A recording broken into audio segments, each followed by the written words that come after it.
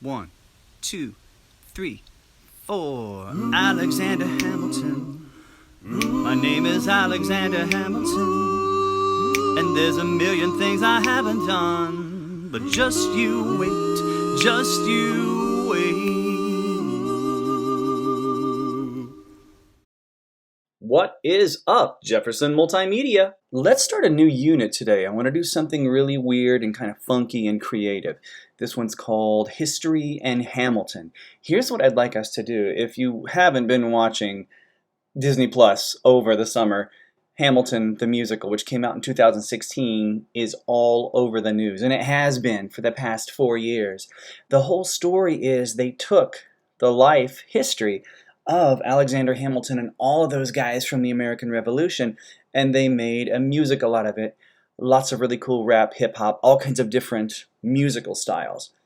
I want to do a much smaller version in our classroom.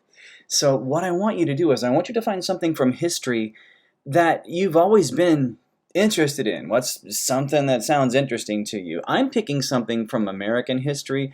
You don't have to do that. You could do science history if you want to talk about the first man on the moon, or from music history, or movie history, or whatever it is you like. But I want to learn something about Juneteenth, because I know the basics of it, but I need to know more, right? So what I did was I found a source on it. I'm going to start simple. I'm going to start with one source to give me my information so it's not too hard for us. I went to history.com. Let's just read through it and see what's the day about. The first thing I want you to do is learn what you're talking about. Here we go. Juneteenth, short for June 19th, marks the day when federal troops arrived in Galveston, Texas in 1865 to take control of the state and ensure that all enslaved people be freed. The troops' arrival came a full 2.5 years after signing the Emancipation Proclamation. Juneteenth honors the end to slavery in the United States and is considered the longest-running African-American holiday. Confederate General Robert E. Lee surrendered at Appomattox Courthouse 2 months earlier in Virginia. So the South surrendered at the end of the Civil War, but slavery remained relatively unaffected in Texas until U.S. General Gordon Granger, there's a name I might want to look up, stood on Texas soil and read General Order Number 3. The people of Texas are informed that in accordance with the proclamation from the Executive of the United States, all slaves are free. So what's the deal here? The Emancipation Proclamation was issued by President Lincoln on January 1st, 1863. It established that all slaves in the Confederate States, in rebellion against the Union, the northern states, shall be thenceforward and forever free. But in reality, the Emancipation Proclamation didn't instantly free any enslaved people. The proclamation only applied to places under Confederate control, so only in the southern states, right? And not to slaveholding border states or rebel areas already under Union control. So if they were right on the border, or if they weren't in the South, slaves were still being held. However, as Northern troops advanced into the Confederate South, many enslaved people fled behind the Union lines. Ooh, look at this! In Texas, slavery continued as the state experienced no large-scale fighting or significant presence of Union troops.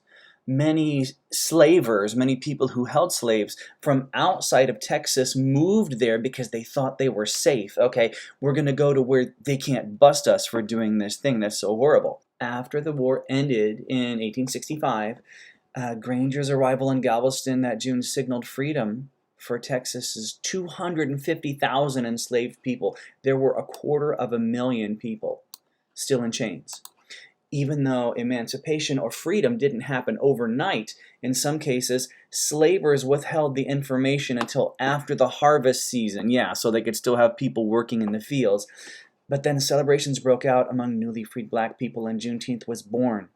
That December, slavery in America was formally abolished with the adoption of the 13th Amendment. So that's the basic beginning.